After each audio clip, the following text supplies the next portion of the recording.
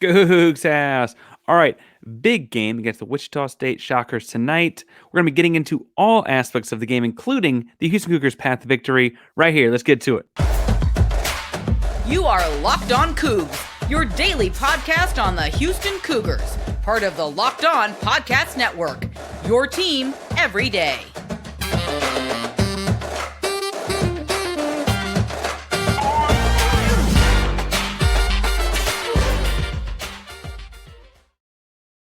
Welcome to Locked On Cougs, daily podcast about your Houston Cougars. I'm your host, Houston-born teacher and coach, Parker Ainsworth, here to break down all things Cougs.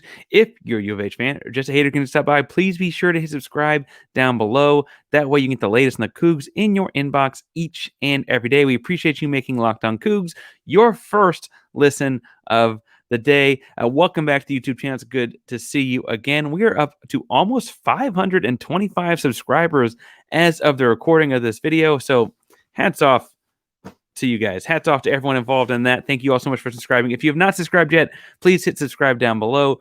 We just did a giveaway to Rusty at 500 subscribers, and we're giving away another something fun swag like at 750 subscribers. So make sure you hit subscribe down below that we get there, and also that you're commenting on videos so we know who to give the things out to. If you have no idea what you want to do or what to say after this video about Wichita State, please tell us if you think of a BLT as a full meal. I have had that argument before. It feels like a salad and bread. All right, so with all that said, today's episode is going to be looking more or less at the entirety of the Wichita State game. Now, Wichita State is not the most daunting opponent anymore. Obviously, they had much better days under Greg Marsh once upon a time, but knock on wood, we do know that can go south for the Cougs in a hurry. So we're going to talk some about them as a whole in the first segment, and then we'll look at them individually, some more like player-by-player kind of stuff in the second segment. And then the third segment, we're going to look at college basketball as a whole and what all is happening on Thursday night, because frankly, there's a lot of West Coast stuff to keep your eye on Thursday night as well. But let's first start with the Wichita State Shockers. They come in at 11-10 on the season. Worth pointing out that they've had several close losses. So, like, they could very easily be 15 and what does that make them? 15-6. They could also be somewhere in the more like 8-13 range too. Like, they have both ends of the spectrum as far as close games on their schedule, but they sit at 11-10 and are 4-5 in the American Athletic Conference. They've had some rough games in that stretch. That doesn't make it any easier to play up there on the home road splits. Again, they're relatively the same in Wichita. I don't mean to say as far as the win percentages go. So I don't mean to say like it's like better for us or worse for us, but it's a long way away and a tough place to play. And frankly, if you remember last year, Ramon Walker dies on the floor to save a ball in kind of a chaotic series of events down the stretch of that game. Really, really tough-minded place that has had good basketball in the past and is itching to beat a team like Houston in our last year in the American Athletic Conference, right? Especially when you have the target on your back of being the number 3 team in the country. Now, I say that to say that when I watched them play, I was impressed. First of all, I should say I watched a handful of games with these guys. We had a little bit extra time with snows and ice and all that kind of stuff. So we all got stuck inside. I watched them play Grand Canyon University. I believe that's GCU's Grand Canyon University, right? GCU's Grand, yeah. And I also got to watch the Memphis game, and I got to watch, what's the third one? San Francisco, the University of San Francisco from the West Coast Conference. Now, what I thought was interesting in looking at this one is that as I looked across, they did a lot of they played a lot of zone. And honestly, athletically, I don't know that they need to. They do a lot of trapping out of the zone. I think the deal is they use it more as a tactical advantage to kind of force you into certain angles. So that way they, Wichita State that is, at least know how Houston would attack them. If they're going to force them in certain spots on the floor, then they can kind of help predict what comes next. Now, I will say, as I look at that, we've seen teams struggle in the zone Houston in the past, the most notable being Oregon. Oregon's a lot bigger and longer, and I worry that strategy, while they've done it against a lot of good teams, would not be the way to beat Houston. We saw, Emmanuel Sharp, Terrence Armstrong come off the bench, hit a few threes, and all of a sudden that zone looks really, really silly, right? The other thing I think that Houston can do to a zone is put Jarace Walker at the high post or put Jawan Roberts at the high post, get a little high-low action out of it, and suddenly you've got a very creative type guy at the nail. That's a problem for the zone, right? That's a really, really like easy fix for Houston when they see a simple 2-3 zone. Where I do think the zone has helped Wichita State, however, is when they run it against like Grand Canyon and San Francisco as more of a traditional like 3/4 court 2-2-1 that falls back in the 2-3 zone because they're so active and aggressive in passing lanes. They're really, really gamblers, right? They like to go for the home run type play on every defensive possession. And Houston doesn't turn the ball over a lot, but it does look like Wichita State continues to have opponents higher than their season average in turnover. So I'd anticipate like a couple passes where like, what's going on, Jamal? And then Jamal Shed throws the wrong guy, right? Not to say Jamal Shed does that or anything like that. Specifically, Houston should be able to navigate this without that. That seems to be the kind of thing that Wichita State does a good job of, relatively speaking, as good as they do other things. The other thing I thought was interesting in watching them play, but statistics didn't quite bear out when I went and looked a little bit deeper, is they feel like, at least in the 3 games I saw, they offensive rebound at a better percentage than they defensive rebound. Now, statistics would not indicate that. I guess they're actually fairly commonplace average for the country as far as like percentage of their rebounds and those kinds of things. But the effort and intensity was a little bit different for them on their offensive side of the glass. It kind of felt the same gambling mentality that they see him in the full court, 3/4 court press, right? This idea that, hey, we can go get the ball and score really quickly, as opposed to having to get back on defense, sort of, right? So admittedly, while the numbers might not bear out that as a statistical advantage of any kind, it is something to look out for. Houston's a great rebounding team, but Kelvin Sampson has said time and time again this year, it's not the traditional elite rebounding team that he's had in the past here or at Indiana or at Oklahoma or Washington State, right? Sampson's teams do get after on the glass, but this is not the team with a 7-footer and a 6'10" on the floor at the same time that dominate it and clean it like, a sparkle glass cleaner, right? They're not quite that either.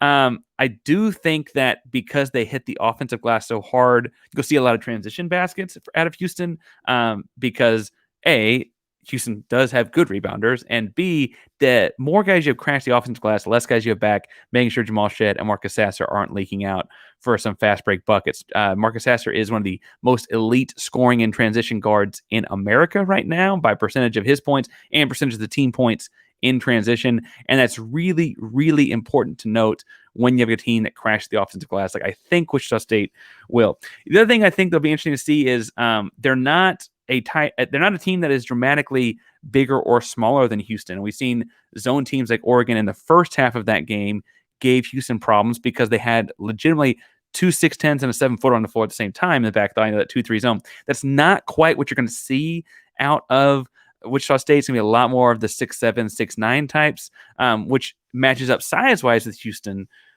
But the zone loses its luster in that instance, and I feel like you might see them switch to a man look. In man, they ran a lot of what's called 55, just switching 5 versus 5. There's no one that doesn't switch because they've got like fairly normal size compared to Houston. And so if they get into that kind of stuff, I'd imagine Houston looks to exploit some various switching matchups because you might have the right sized guy on Marcus Sasser, but it doesn't mean you have the right kind of guy on Marcus Sasser, and vice versa for Jarace Walker, and so on. In looking at their season as a whole, I want to reiterate, as I opened with, they've lost a lot of close games. They lost to Tulane in overtime. They lost to Memphis. I guess it got to 10 by the free throw game at the end of that, right? We were free throw fouling to get the ball back or what have you. But it was a close game. It felt like throughout. They lost to Cincinnati by single digits. They lost Central Florida by 7. They kept a Oklahoma State game within 10 points for the majority of the contest. Lost to Missouri, another Power 5 team, by just 4. And lost to Kansas State, the same Kansas State that was top 10 at the beginning of the week, by just 5. So they keep these games relatively close, even against elite national ranked competition. They're just not coming out on top of a lot of them. Now, as a coach, I want to point out that could be a finishing problem for them, right? Like the Shockers might have a problem, like, when they shock you at the start, no pun intended, but then can't quite seal the deal at the end. But also, it's worth noting for Houston, like Houston has started slow both at home and on the road. And if they start slow in this one, they could be looking at a halftime deficit that's relatively embarrassing. This is not a team that has the natural promise of the Wichita State teams, the past with Rick Marshall, where they're going to the Final Four with Fred VanVleet and all those kinds of things that program built. It won't be looked at as if you lost Fred VanVleet if you lose this game, right? You got to make sure you come out on top of it. I mentioned they don't have the Fred VanVleet types anymore, and I would like to talk some about their personnel in the second segment. We're going to get to that in a moment. But first, I need to talk to you guys a little bit about our buddies at FanDuel. Now, FanDuel is the #1 sports book in America, and this year is the only app you need at your Super Bowl party. I would argue you need chips and queso, but different kind of app, apparently. All right. We're really excited about our sports betting partner, Locked On, because they're the #1 sports book in America. And if you were new to FanDuel, that's even better. They have so many great features that make sports betting easy and fun. Download the FanDuel app now so you can bet on Super Bowl 57 with a no sweat first bet. You get $3,000 back in bonus bets if your first bet doesn't win. FanDuel lets you bet on everything, the money line, the point spreads, to who will score the first touchdown. And when it comes to Super Bowl 57, I've said throughout that I think, if the spread continues to stay below 2 points, I'm taking the Eagles. Jalen Hurts, channel view zone. And that I'm looking at the anytime touchdown with Dallas Goedert. Now, when I started this soliloquy of sorts before and earlier this week, Goddard was at plus 200 to score a touchdown anytime. It's now down to 190. So I think you guys are listening. So thank you for doing that. But with the way Kansas City covers teams with two dynamic receivers, and Philadelphia has them in A.J. Brown and Devontae Smith, they've left the tight end open a lot. We also know Jalen Hurts likes using the tight end a lot.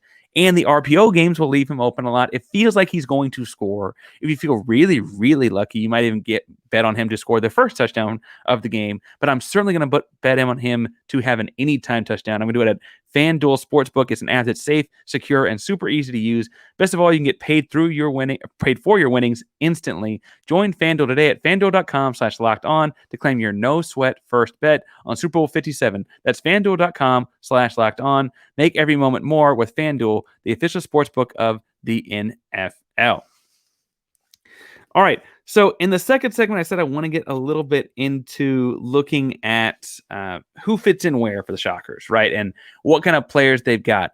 And the most impressive guy off top for them is Jaquan Walton. Now, Jaquan Walton is a 6'7", 210-pound forward. And sometimes he looks more like a big man forward. Sometimes he looks more like an outside perimeter type forward.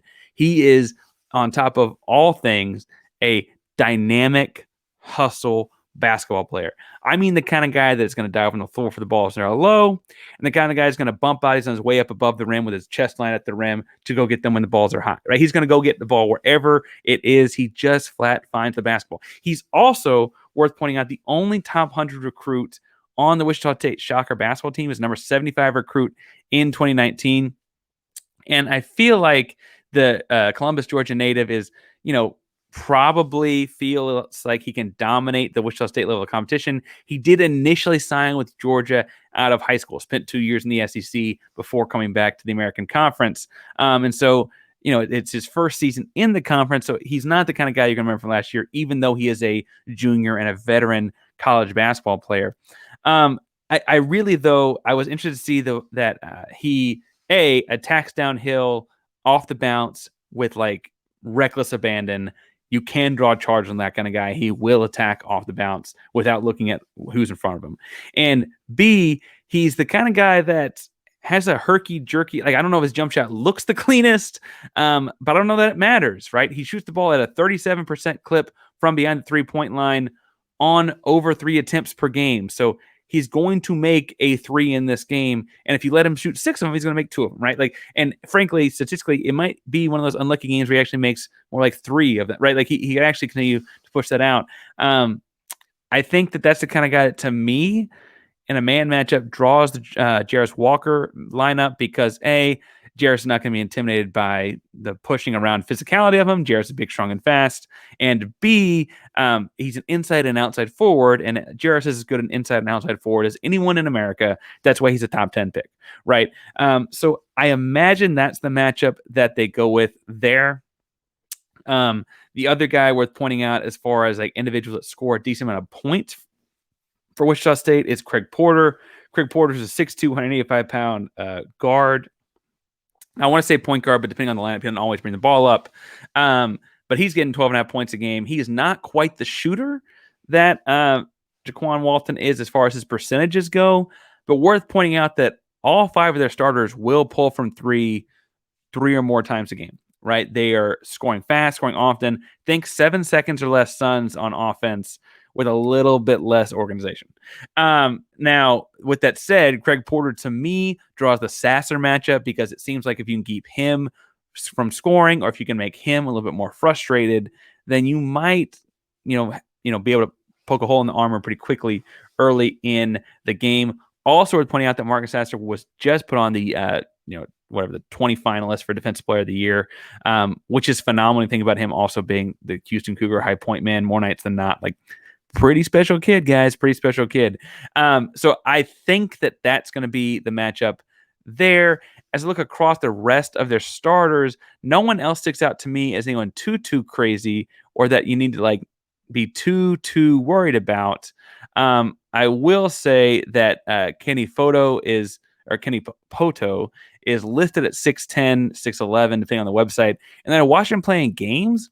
He didn't look that much bigger than Jaquan Walton to me. And so either Walton's a giant, and I'm wrong on all of this, or Poto is a little bit shorter maybe than his lines read there.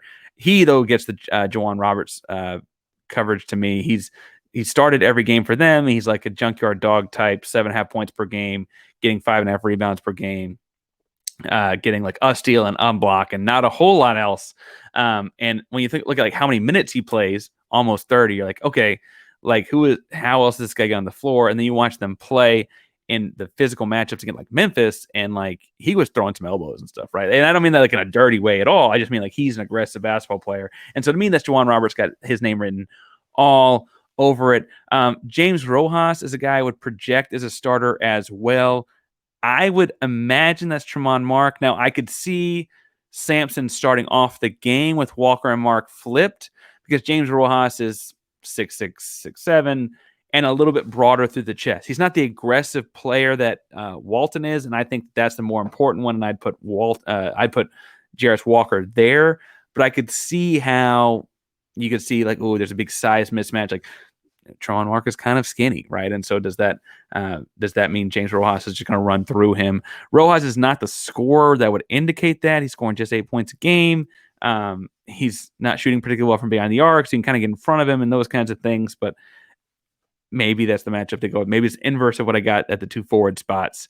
And then the other guard that I imagine they'll start tomorrow on Thursday night is Jaron Pierre. Jaron Pierre, let me make sure I got this right, is listed at 6'5". I say make sure I got this right because I didn't think he looked 6'5" on film either. And I don't mean to say that they're lying in these stat books. Maybe Memphis is just taller than I realized. But he's a Louisiana native, and he's at 9 points per game, 1 assist, 3 rebounds, kind of a mundane guy statistically. He comes as his first year there from Southern Miss. So he's kind of where Jaquan Walton is moving down in Power 5 to American Athletic Conference basketball. This guy's moving up from Conference USA to American Athletic Conference basketball. And there were certainly moments against Memphis that it looked like it. And I don't mean that pejoratively or negatively. He just looked a little over his head. What that also could mean, though, is that it all clicks in this game because it's been about a month in the American Athletic Conference, right? So who knows? I imagine that's got Jamal Shed on it because, frankly, like I said, I think Marcus Sasser being the more important defender covers Craig Porter in the matchup there. Again, that's one I could have backwards. I'm going out on a limb with both of those guards and forward pairing, so maybe I'm wrong there. The one I'm confident on, though, is that Juwan Roberts covers Poto. Now, all of that said, I think where Houston really wins this game is in their bench depth. Not that there's not a deep roster in Wichita State as far as guys coming off the bench and playing a lot of minutes. Gus Okafor plays 17.5 minutes. Xavier Bale plays 14 minutes. Shema Scott is playing 13 and almost 14 minutes, right? They've got a lot of guys in double-digit minutes per game, but Houston's depth is, I think, more quality, right? You're going to get Terrence Arsenal coming in, especially goes zone. He probably gets 6 or 9 points pretty quickly. Same with Emmanuel Sharp, has never seen a three he doesn't like. He'll come in and shoot some threes pretty quickly against these guys as they continue to run out in a zone-type lineup. Look for Javier Francis to come in and go high-low with Roberts or Walker against the zone because his length adds different elements to the low of the high-low. All those things I think are factors in depth where, Wichita State doesn't quite have it. And when you look at how many close losses they have, I think that bears out. I think that adds up in the sense that, like, if you had more depth, you'd probably be more competitive over longer course of the game. If I were picking this game, I imagine Houston wins by 14, 15. And I don't say that to say that, like, they're not good. I don't mean that by any stretch of the imagination. I will say that, watching them play a close game against like SMU is kind of what I'm going on there. Wichita State beat SMU by 2. And so I feel like, Houston has handled some of these teams that they won those close games against by double digits. So I imagine they could do the same to Wichita State. But they've also, like, if we're talking about which one of these want to go with? Tulane, right? That was a 95-90 overtime loss for Wichita State. Houston ended up handling Tulane by the end of that game and being out close. So, like, all of a sudden you're thinking, like, is this gonna be that kind of a game? The one thing I will see, and tomorrow's episode we'll talk about Houston playing Temple in a rematch over the weekend.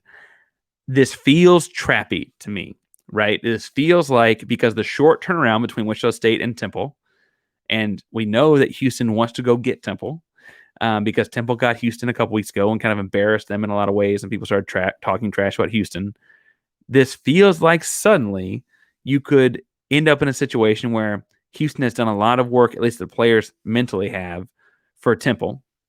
I say players mentally because that's kind of regardless of what Sampson and them want. But also, they completely overlooked this team. The team gets hot from 3, right? Again, they got a lot of guys shooting 3 or more threes per game, which is kind of where they all go in. And then Houston might be in trouble. So they can't overlook this team. I don't mean to say that when I think it's a 14, 15-point victory. But I do think if both teams are playing at the same level of intensity and both the same level of preparedness, that this shouldn't be that close even, right? And so my 14 or 15, I think, is even, considering that Temple is a big one over the weekend. Now, in the third segment, I would like to look at more of a national picture as far as what college basketball is going to look like. So let's get to it in the third segment here. I do like to do this on the previews because Houston has earned the right to be a national program. And by that, I mean that, like, we're getting nationally ranked recruits in Jarace Walker, Terrence Arsenal, Emmanuel Sharp. Next recruiting class, we've got Jacob McFarland, Cordell Jefferson, like, guys coming in, right? I also think it's worth pointing out that, like, in the grand scheme of things, I shudder every time Houston's not a 1 seed in the AP rankings, not because I care about being a 1 seed right now, but we both know that seeding will be so important in March, right? And when seeding is so important in March, what the AP thinks of you throughout, what people voting think, not numbers, analytics, because we know Houston kills those, right? What the AP thinks of you going along the way is a good indicator of those kind of things. So Houston plays Wichita State. That's the only American Athletic Conference matchup on Thursday night. So we're okay there, right? The American Athletic Conference is just, that's the only game, right? As far as top 25 games go, you got to look mostly to the West, right? UCLA and Washington, right? UCLA is a good top 10 team.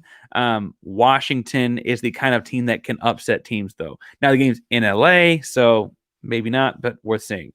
One I want to watch that's going to come on probably shortly. I mean, I'll probably switch over as soon as Houston's done playing, because Houston plays at 8. The 9:30, the late night game on ESPN, the main channel, is Oregon heading to Arizona, because I've done enough work with Oregon, because we looked at Oregon early this season, to kind of have some idea of what they look like. Now, they've had somewhat of a rocky season. I mean, say that like they didn't, but I can kind of use as a gauge to look at what number 5 Arizona looks like as well. And number 5 Arizona has lost 3 Pac-12 games already this season.